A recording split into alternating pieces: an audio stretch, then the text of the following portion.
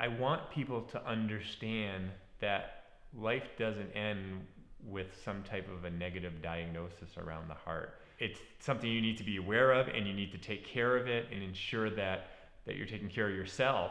But that doesn't mean life stops. I think my life started after I had open heart surgery. I'll be honest with you. I looked at life very differently. I did that the first time, and I even look at it differently the second time, if not more so. You just have a little clearer vision about what's important in life and where your focuses should be, and you're more thankful. I was lucky the first time around that I got a second chance at life. I'm lucky the second time around that I get a third chance at life. My name is John Giard. I live in Chapin, South Carolina. I'm 47 years old. I'm married, have a wife, Tricia. We've been married for just over 21 years. I have a son named Maxwell, and I have my daughter Morgan. I was born with congenital aortic valve stenosis. Basically, I had a bicuspid aortic valve. They found out at birth that I had that. It was within 5 days. It was obvious. They could hear that murmur, and so had been going to a cardiologist every year since the day I was born. I was born in Lewiston, Maine, which is about 35 miles or so, about 45 minutes from Portland, Maine. And so at the time, I had to travel to Portland, Maine every year to just get the latest prognosis on what it was. And that's when they said, by the time I was 12, I'd have to have some type of open heart surgery to replace the valve. And by the time I was 12, when I was going to need surgery, they had an echocardiogram, which allowed them to see, okay, it's not as bad as we had initially thought it was going to be, so it gave me a couple more years.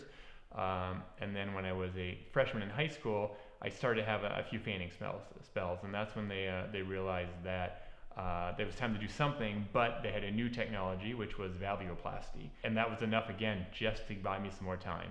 In that time frame, I had just gotten married. My wife and I went to my yearly doctor's appointment, and they did the echo, they did everything else, and they said, all right, now's the time. The valve's starting to fail, and it's starting to cause problems.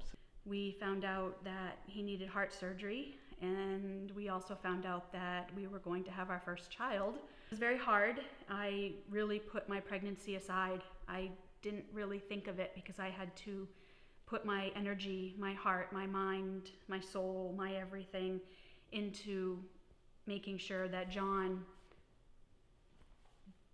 survived.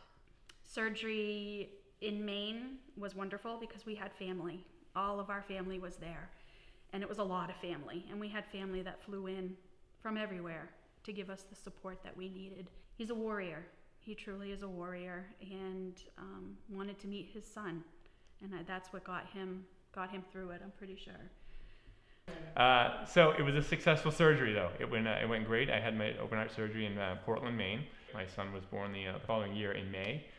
Life was good. We had him checked in and out over and over again just to make sure there was nothing hereditary, any concerns, and nothing came out of that. So we were really happy with that. Fast forward a few more years after that, I had my daughter Morgan.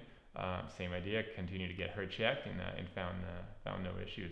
Life was good. I was supposed to have that valve for probably 10 years, they thought. And the doctors could not predict if this valve would last 5 years, 10 years, less, more. And we just said, okay, we'll keep living, and hopefully it lasts a lot longer than that. That 5 years turned to 10, that 10 turned to 12, 12 turned to 15, 15 turned to 17. I know I almost started to believe he's so healthy, he'll never have to have surgery again. I had become a runner. I took up scuba diving. I knew that I was lucky to have that time, and I did everything I could to get the most out of it. About a year ago, I had my 19th checkup since the open heart surgery. That was the first time where the doctor had said, listen, there's some things we're seeing. It lasted twice as long as we had hoped, but I don't know how much longer it will last. February of this year, I was on a conference call and just didn't feel right. I was just out of breath, doing something I would normally do on a regular basis. I didn't think too much of it. I thought I was just having a bad day, so I decided to go out for a run. So the next morning I got up, still not feeling 100%, went to work, and then finally said, let me just call my doctor and talk. They suggested that I talk to a specialist in Duke University in Raleigh about having that done. And within 30 days of my not feeling well, I was back in the hospital to have open heart surgery again. We've prepped our children since they were born that Dad will eventually have to have another surgery. So the kids dealt with it phenomenally. Deep down in their hearts, they just thought this was just routine, and we know Dad needs to have it and he's going to be fine, and life moves on. The ability to do what they did this time around, I don't know that I could have done that 20 years ago. And I'm really lucky that, I mentioned that we just moved down here. That's incredible because I was able to go to some incredible doctors locally that I may have not had access to had we not been down here. So, all things happen for a reason. The mechanical valve, I hear it all the time. We hear it.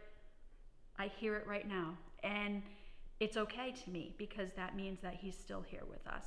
And I'll take that sound over any sound in the world to hear that heart going.